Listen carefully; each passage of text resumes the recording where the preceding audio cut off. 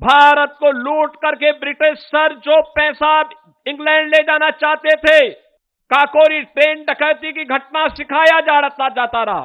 क्रांतिकारियों का इससे बड़ा अपमान क्या हो सकता है? एक ही परिवार के नाम से सभी संस्थाओं का नाम होता था। यह आजादी अचानक नहीं मिली हमें, आजादी के लिए कीमत चुकानी पड़ी थी। 1922 में चोरी चोरा की ऐतिहासिक घटना घटित होती है। इस ऐतिहासिक घटना ने अंग्रेजों की चूलों को हिला करके रख दिया था। 1925 में लखनऊ के काकोरी में पंडित राम प्रसाद बिस्मिल, ठाकुर रोशन सिंह, अस्फाउल्लाह खां, चंद्रशेखर आजाद, सचिंद्रनाथ सान्याल, राजेंद्र नाथ लाड़ी, इन सभी क्रांतिकारियों ने मिलकर के भारत को लूट करके ब्रिटिश सर जो पैसा इंग्लैंड ले जाना चाहते थे, उस पैसे को वापस अपने कब्जे में लेकर के भारत की आजादी के लिए उसका इस्तेमाल हो, इसके लिए उन्होंने कार्य प्रारंभ किया था। एक train action, Kakori train action की घटना को अंजाम दिया था।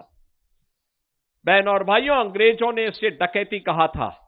और क्या दुर्भाग्य है कि 1947 में देश आजाद होता है और 1947 से लेकर के लगातार 2022 तक देश के अंदर यही पढ़ाया जाता रहा है कि काकोरी डकैती की घटना,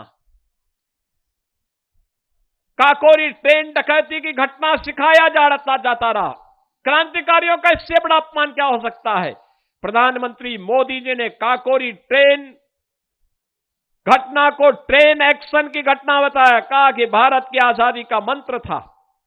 जो देश को लूट रहे थे, उनको लूट करके वो खजाना वापस देश के लिए लाने का काम इन क्रांतिकारियों ने किया। पंडित राम प्रसाद बिस्मिल का भव्य स्मारक गोरखपुर में, उन्हें गोरखपुर की जेल में फांसी हुई थी। ठाकुर रोशन सिंह, अस्फाउल्लाह खां, राजेंद्र नाथ लाड़ी, इन सभी क्रांतिकारियों को, किसी को गोंडा, किसी को फैजाबाद, किसी को इलाहाबाद के नैनी जेल में फांसी दी गई। वह सम्मान नहीं मिल पाया इन क्रांतिकारियों को। आजादी के बाद याद करिए, इन क्रांतिकारियों की मूर्तियां नहीं रखने दी जाती थी, इनके स्मारक नहीं बनने दिए जाते थे, इनके नाम पे संस्थाओं के नाम और सड़कों के नाम नहीं रखने दिए जाते थे। एक ही परिवार के नाम से सभी संस्थाओं का नाम होता था। एक ही परिवार के नाम पे सभी स्कीमें घोषित होती थी। आज इन क्रांतिकारियों को सम्मान दिया जा रहा है।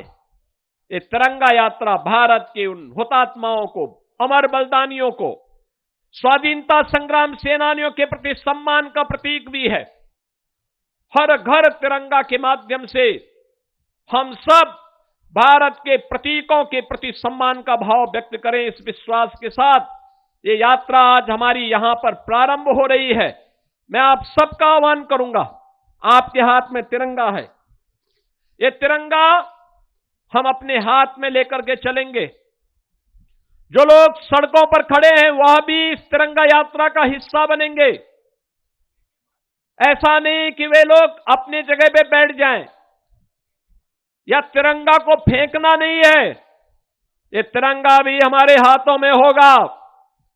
और जब यात्रा महाराणा प्रताप की मूर्ति में विश्राम लेगी, तिरंगा को अपने घर में ले जाकर के, अपने घर में पहना करके सेल्फी विद तिरंगा के साथ इसको अपलोड करिए।